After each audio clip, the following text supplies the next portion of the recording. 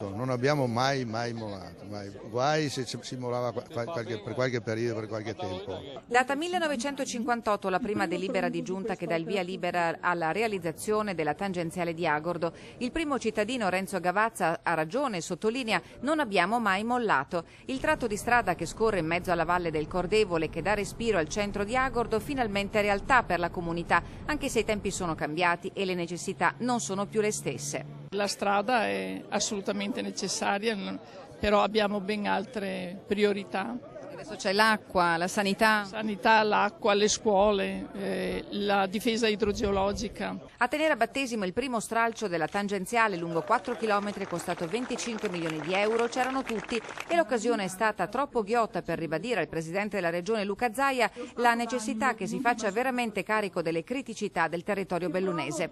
Le chiediamo solo ciò che ci sembra ci spetti di diritto, gli ha detto Loretta Ben, che si è augurata di non veder passare altri 50 anni per la realizzazione del secondo stralcio dell'opera da Ponte Alto a Ponterova. Noi stiamo già lavorando affinché si possa mettere in cantiere tutta l'operazione. Certo è che non sarà a breve, cioè nel senso a mesi, visto e considerato che il tema risorse con spending review ed altri fatti nazionali ci mettono un poco in difficoltà. Progettualmente noi siamo già pronti, stiamo aspettando esattamente la conferma del finanziamento con l'inserimento nell'aggiornamento del piano triennale che speriamo avvenga prossimamente.